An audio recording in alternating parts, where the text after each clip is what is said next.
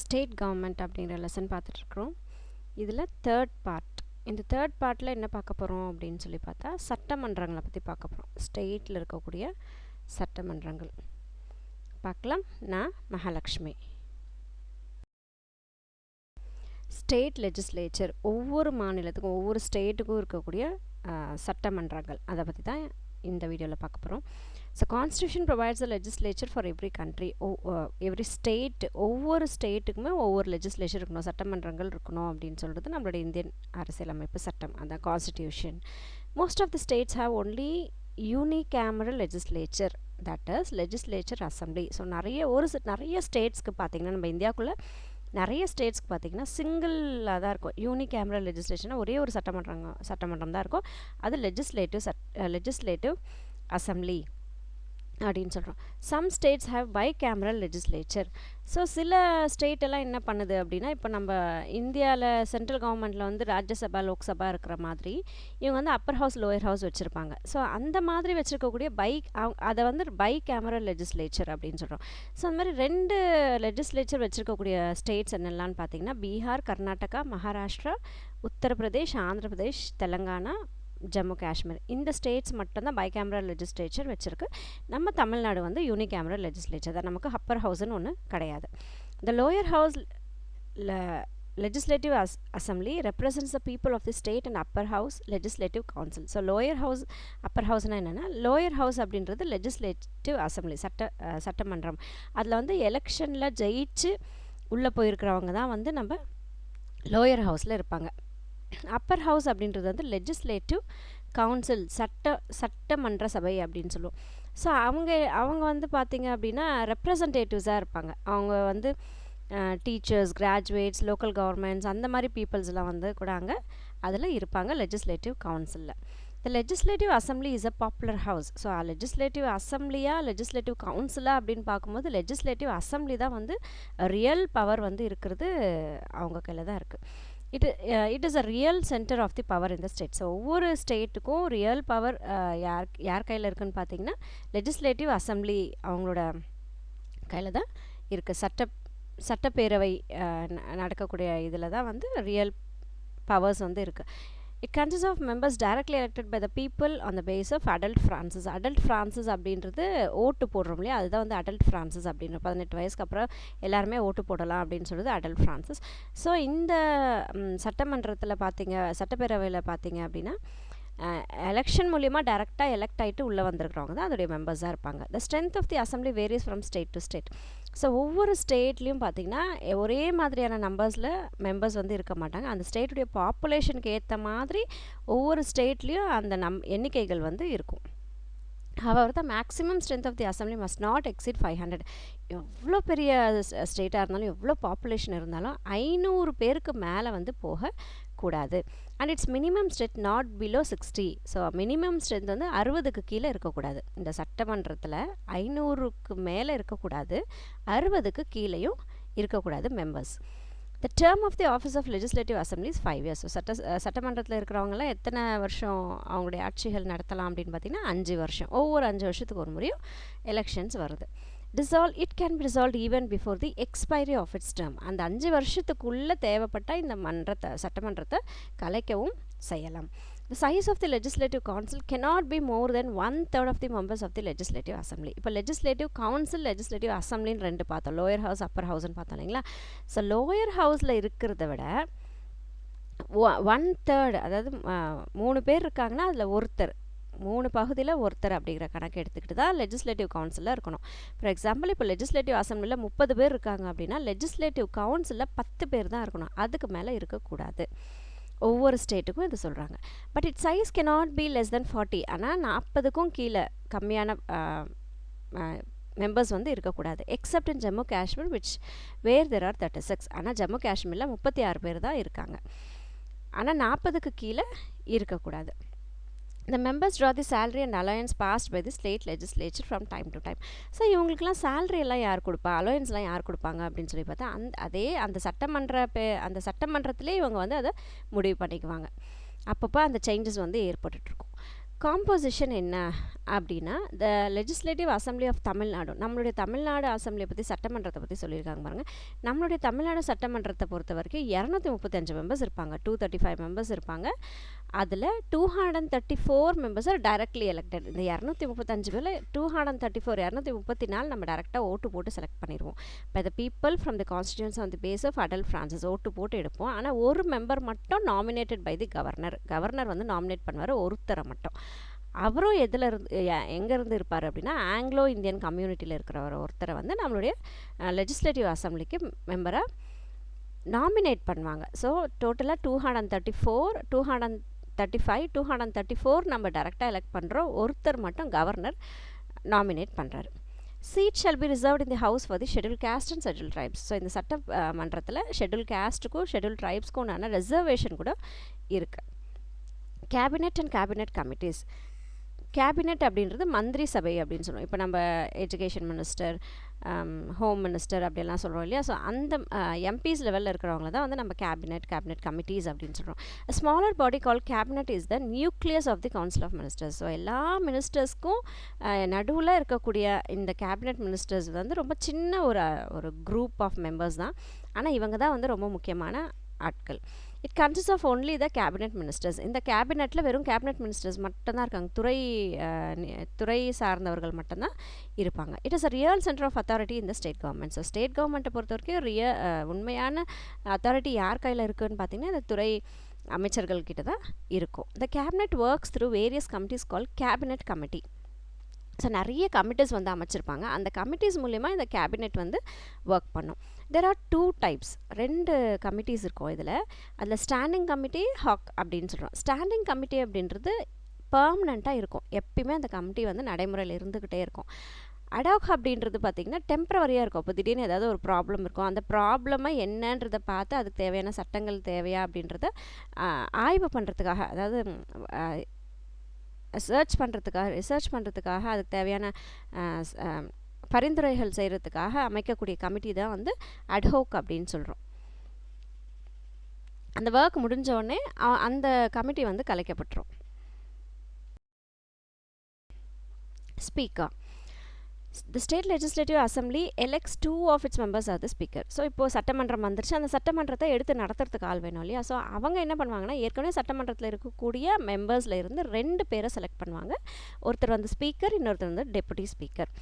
The speaker vacates his office if he cannot continue to the member of the assembly. So ஒருவேளை ஸ்பீக்கருக்கு வந்து அவருடைய பொசிஷன்லேருந்து அந்த வழி நடத்த முடியல அப்படிங்கிற ஒரு சுச்சுவேஷன் வரும்போது அவர் அந்த ஆஃபீஸை விட்டு வெக்கேட் பண்ணலாம். He may also resign his office at any time. எப்போ வேணாலும் அவர் அந்த ஸ்பீக்கர் அப்படிங்கிற அந்த பதவியிலேருந்து அவர் விலகிடலாம். The speaker may be removed from office by the resolution of assembly after giving a 14 days notice. So ஒருவேளை இவர் ஸ்பீக்கருக்கு வந்து மெம்பர்ஸ்க்கெலாம் பிடிக்கல, அவர் செய்கிற விஷயங்கள் பிடிக்கல அப்படின்னு வச்சுக்கோங்களேன், அவரை வந்து அந்த ஆஃபீஸ்லேருந்து எடுத்துடலாம், ரிமூவ் பண்ணிடலாம். ஆனால் 14 நாளுக்கு முன்னாடி, 14 டேஸ்க்கு முன்னாடி அவருக்கு வந்து நோட்டீஸ் போகணும். உங்களை வந்து நாங்கள் எடுக்கிறதா முடிவு பண்ணியிருக்கோம் அப்படின்னு சொல்லி நோட்டீஸ் வந்து அவங்களுக்கு 14 டேஸ்க்கு முன்னாடி போகணும். இது 1 வேர்ட்ஸ்லாம் கேட்பாங்க. Such a resolution must be passed by the majority of the members present in the time of voting. So யார் வேணாலும் இந்த ரெசல்யூஷன் வந்து பாஸ் பண்ணிடலாமா அப்படின்னா இல்லை. அந்த மன்றத்தில் இருக்கும்போது, அந்த சட்டமன்றத்தில் இருக்கும்போது மெஜாரிட்டி ஆஃப் மெம்பர்ஸ் வந்து ஓட்டு போட்டுருக்கணும், ஆமாம் அவரை நம்ம எடுத்துடலாம் அப்படின்னு சொல்லிட்டு அந்த ஓட்டு போட்டால் தான் வந்து அந்த நோட்டீஸ் வந்து அவங்களால கொடுக்க முடியும். The speaker does not vacate his office when the assembly is dissolved. So ஒருவேளை இப்போ சட்டமன்றம் வந்து முடிஞ்சு போச்சு அப்படின்னா, டிசால்வ் பண்ணிட்டாங்க, கலைச்சிட்டாங்க அப்படின்னா, ஏதோ ஒரு பிரச்சனைகள் வரும்போது அதை கலைச்சிருவாங்க இடையில, அந்த 5 இயர்ஸ் முடியாமையே. அப்படி ஒரு வேளை கலைச்சிட்டாங்க அப்படின்னா, இந்த ஸ்பீக்கர் அப்படிங்கிற பொசிஷனில் இருக்கிறவரும் கூட அவருடைய ஆஃபீஸ் விட்டு விலகிடணுமா அப்படின்னா இல்லை, அவர் வந்து அவருடைய பொசிஷன்லேயே இருப்பார். எது வரைக்கும் இருப்பாருன்னா, he continues to be a speaker until the first sitting of the next assembly. இப்போ அடுத்து இந்த ஒரு சட்டமன்றம் வந்து கலைக்கப்பட்டுருச்சு, மறுபடியும் புது எலெக்ஷன் வச்சு அந்த எலெக்ஷன்லேருந்து மறுபடியும் ஒரு புது மெம்பர்ஸ் வந்து அந்த சட்டமன்றத்துக்கு வருவாங்க. ஸோ அந்த புது மெம்பர்ஸ் சட்டமன்றத்துக்கு வந்து அந்த சட்டமன்றத்தில் புதுசாக இன்னொரு கவர்மெண்ட் அமைக்கிற வரைக்கும் இந்த பழைய ஸ்பீக்கரே வந்து ஸ்பீக்கராக இருந்துக்குவார் அந்த சட்டமன்றத்துக்கு. Well, the office of the speaker is vacant, the deputy speaker performs his function. ஒருவேளை ஸ்பீக்கர் இல்லை, அவருடைய இடம் வேக்கன்சியாக இருக்குது அப்படின்னா, டெபுட்டி ஸ்பீக்கர் வந்து அவருடைய ஃபங்க்ஷன்ஸ் எல்லாம் பண்ணுவார், அவருடைய வேலைகள் எல்லாம் வந்து அவர் செய்வார். The legislative council, upper house, lower house பார்த்தோம், அதில் சொல்கிறாங்க. இப்போ legislative council அப்படின்றது upper house. The legislative council is the upper house of the state legislature. It is constituted as the permanent house. So ஏற்கனவே நம்ம படிச்சிருப்போம் ராஜ்யசபான்றது பெர்மனெண்ட் ஹவுஸ், 6 வருஷத்துக்கு ஒரு முறை அவங்கள வந்து ஷஃபில் பண்ணிகிட்டே இருப்பாங்க, ரிட்டையர் ஆகிக்கிட்டே இருப்பாங்க, அதுக்கேற்ற மாதிரி நாமினேட் பண்ணிக்கிட்டே இருப்பாங்க பட்சம். அதே மாதிரி தான் இதுவும் லெஜிஸ்லேட்டிவ் கவுன்சில் அப்படின்றது பார்த்திங்க அப்படின்னா லெஜிஸ்லேட்டிவ் கவுன்சிலில் இருக்கக்கூடியவங்க சட்டமன்ற சபையை சொல்லுவாங்க. இதில் பார்த்திங்க அப்படின்னா பெர்மனண்ட்டாக இருக்கும். ஆர்டிகல்ஸ் 171(1) என்ன சொல்லுது அப்படின்னா, total number of members in the legislative council of state shall not exceed 1/3 of the total number of members. இது ஏற்கனவே நம்ம பார்த்த விஷயம் தான். சட்டமன்றத்தில் இருக்கிறவங்களிருந்து 1/3 ஆஃப் மெம்பர்ஸ் தான் வந்து அப்பர் ஹவுஸில் வந்து இருக்கணும், லெஜிஸ்லேட்டிவ் கவுன்சிலில் இருக்கணும் அப்படின்னு சொல்கிற அந்த ஆர்டிக்கலுடைய நம்பர் வந்து 171ல் 1, but not less than 40 members in any case. So 40க்கும் குறைவாக இருக்கக்கூடாது. அதில் ஒரே ஒரு எக்ஸப்ஷன் வந்து ஜம்மு காஷ்மீர் பார்த்தோம், அவங்க வந்து 36 பேர் தான் இருக்காங்க அப்படின்னு சொல்லி பார்த்தோம். இந்த Vidhan Parishad legislative council forms a part of the legislative state legislatures of India. So அந்த legislative councilக்கு என்ன பேர் அப்படின்னு சொல்லி பார்த்தீங்கன்னா விதான் பரிஷத் அப்படின்னு சொல்கிறோம். இப்போ ராஜ்யசபான்னு சொல்கிற மாதிரி இது விதான் பரிஷத் அப்படின்னு சொல்கிறோம். ஸோ ஒவ்வொரு ஸ்டேட் லெஜிஸ்லேச்சருக்கும் இது வந்து இருக்கும், தேவைப்படுறவங்க பைகேமரல் ரூல் பண்ணுறவங்களுக்கு இது இருக்கும்.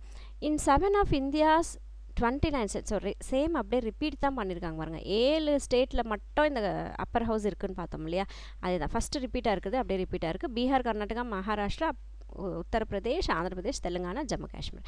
The legislative council serves as the indirectly elected upper house of the bicameral legislature. bicameralன்றது 2 Appar house lower house அப்படின்னு 2 சட்டமன்றங்கள் இருக்கணும். ஸோ அதுதான் பைகேமரல் சொல்கிறோம். ஸோ அப்பர் ஹவுஸ் வந்து இன்டைரக்டாக சர்வீஸ் வந்து பண்ணுவாங்க அவங்க. It's also permanent house because it cannot be dissolved. இப்போ சட்டமன்றத்தை வந்து கலைச்சிடலாம் அப்படின்னு பார்த்தோம் இல்லைங்களா.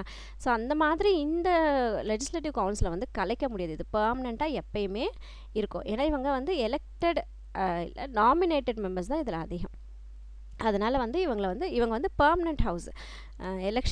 எலெக்ஷன் வச்சு சட்டமன்றத்தை எடுக்கிற மாதிரி நடுவில் அது கலைக்கிற மாதிரிலாம் அதை பண்ணவே முடியாது. Every members of legislative council MLC, member of legislative கவுன்சில்ன்றது MLC, serves for the 6-year term. So அவங்களோட டேர்ம் இப்போ ஒருத்தரை வந்து நாமினேட் பண்ணிடுறாங்க விதான் பரிஷத்துக்கு அப்படின்னா அவங்களோட டேர்ம் என்னன்னு பார்த்தீங்கன்னா 6 years இருப்பாங்க. ஆனால் நம்ம சட்டமன்றத்தில் 5 வருஷம் தான் அவங்களுடைய டேர்ம், ஆனால் பெர்மனெண்ட் ஹவுஸில் 6 வருஷம் அவங்களுடைய term. With terms staggered, so the terms of 1/3 of the members expire every 2 years. ஒவ்வொரு வருஷமும் பார்த்திங்கன்னா அவங்களுடைய எண்ணிக்கையில் 3 பார்ட்டில் ஒரு பார்ட் வந்து ரிட்டையர் ஆகிக்கிட்டே இருப்பாங்க. ரிட்டையர் அவங்க நாமினேட் பண்ணிக்கிட்டும் இருப்பாங்க. MLCs must be the citizen of India not under 30 years of age.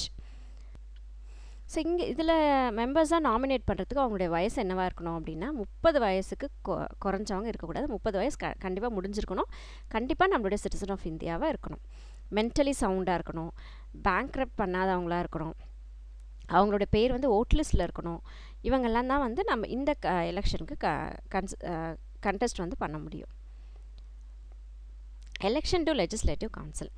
So இந்த லெஜிஸ்லேட்டிவ் கவுன்சில் அப்பர் ஹவுஸ்க்கு எலெக்ஷன் நடக்குமா அப்படின்னா இன்டைரக்ட் எலெக்ஷன் வந்து நடக்கும். நம்ம மக்கள் போய் ஓட்டு போட்டு செலக்ட் பண்ண வேண்டிய அவசியம் இல்லை, பட் இந்த சட்டமன்றத்தில் இருக்கிறவங்க செலக்ட் பண்ணி மேலே அனுப்புவாங்க.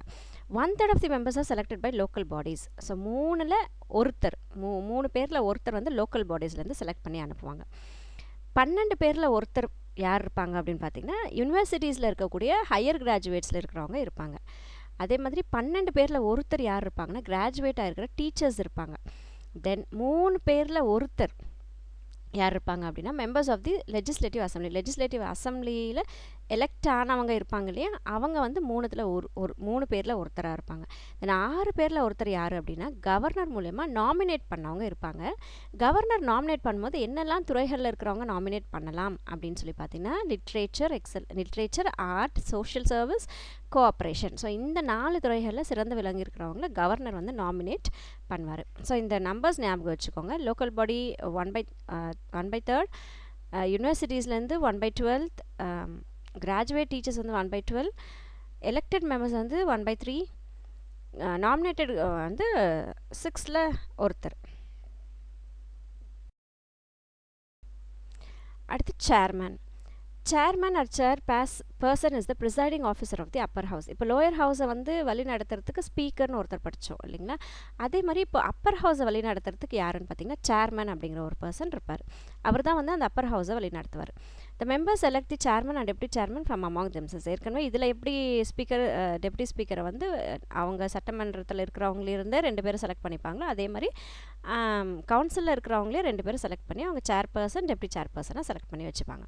இந்த options of chairman deputy chairman, so chairman இல்லை அப்படின்னா டெப்டி சேர்மன் அவருடைய ஒர்க்ஸ் வந்து பண்ணலாம். Abolition or creation of legislative council. ஒருவேளை லெஜிஸ்லேட்டிவ் கவுன்சிலை அபாலிஷ் பண்ணணும், இல்லைன்னு பண்ணணும், இல்லை க்ரியேட் பண்ணணும், புதுசாக வந்து க்ரியேஷன் பண்ணணும் அப்படின்னா என்னென்னா ஆர்டிகல் 169 என்ன சொல்லுது அப்படின்னா க்ரியேட் பண்ணலாம், இல்லைனா அதை சுத்தமாக கலைச்சிடலாம் அப்படின்னு சொல்கிறது 169 சொல்லுது.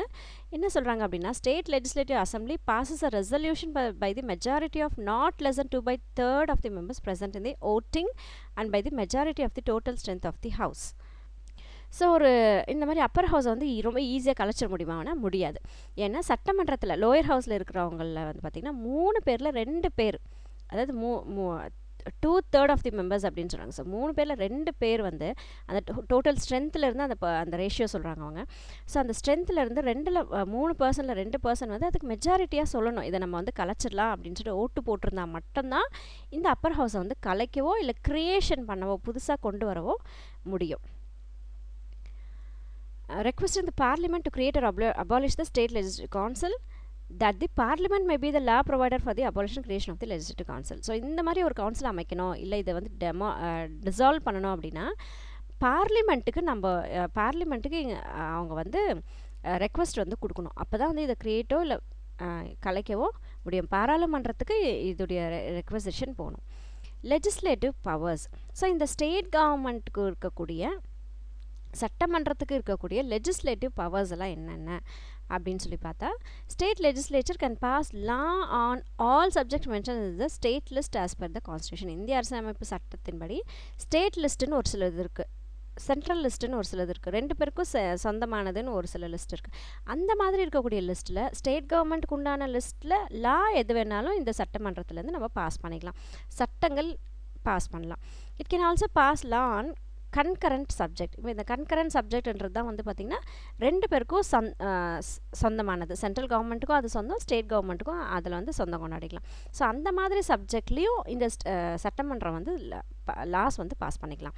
The state made law in the concurrent subject will become inoperative when the center also passes the law on the same subject. ஒருவேளை ஒரே விஷயத்துக்கு சென்ட்ரல் கவர்மெண்ட் ஒரு லா பாஸ் பண்ணுது, ஸ்டேட் கவர்மெண்ட் ஒரு லா பாஸ் பண்ணுதுன்னு வச்சுக்கோங்களேன். கன்கரண்ட் லிஸ்ட்டில் 2 பேருக்கும் சொந்தமான அந்த லிஸ்ட்டில் 2 பேருமே லா பாஸ் பண்ணுறாங்க அப்படின்னா ஸ்டேட் கவர்மெண்ட் பாஸ் பண்ண லா வந்து சப்ரைஸ் ஆயிரும், அதுக்கு வந்து வேலை இல்லாமல் போயிடும். சென்ட்ரல் கவர்மெண்ட் பாஸ் பண்ண லா தான் வந்து செல்லுபடியாகும்.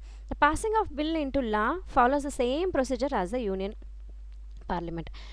பாராளுமன்றத்தில் எப்படி ஒரு சட்டத்தை கொண்டு வரதுக்கு முன்னாடி ஒரு பில் வந்து க்ரியேட் பண்ணுறாங்களோ, அதாவது ஒரு ஃபைல், அதுக்கு உண்டான சம்மந்தப்பட்ட ஃபைலை தான் பில் அப்படின்னு சொல்கிறோம். ஸோ அந்த எப்படி ஒரு பில் பாஸ் பண்ணி அதை பிரசிடெண்ட் வந்து சைன் ஆகி அது சட்டமாக மாறுதோ அதே ப்ரொசீஜர் தான் வந்து ஸ்டேட் சட்டமன்றத்துலேயும் வந்து ஸோ அவங்க பில் க்ரியேட் பண்ணுவாங்க, அந்த பில்லை வந்து பல முறை வெரிஃபை எல்லாம் பண்ணுவாங்க. அதுக்கப்புறம் இது வந்து கவர்னருடைய சிக்னேச்சருக்கு போகும், கவர்னர் சைன் பண்ணால் அது சட்டமாக மாறும், இல்லைன்னா மாறாது.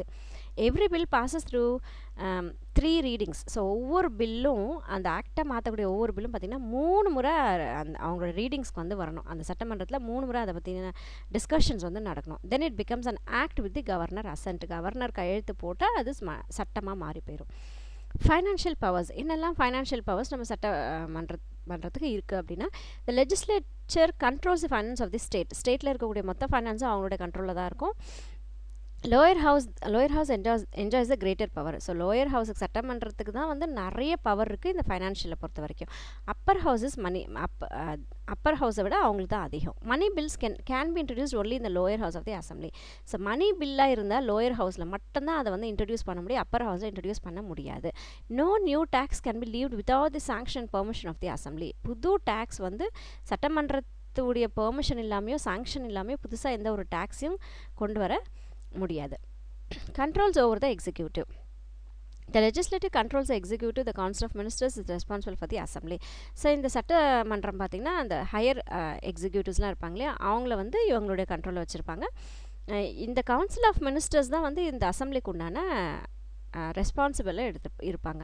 த ministers have to answer questions asked by the members of the legislative. So சட்டமன்றம் நடக்குது அப்படின்னா அந்தந்த துறை மினிஸ்டர்ஸ் தான் வந்து இவங்க கேட்கக்கூடிய கேள்விகளுக்குலாம் வந்து பதில் சொல்லணும்.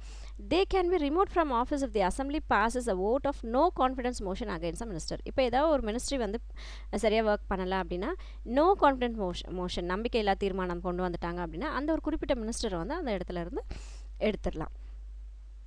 அந்த ஒரு இது வந்து சட்டமன்றத்துக்கு இருக்குது.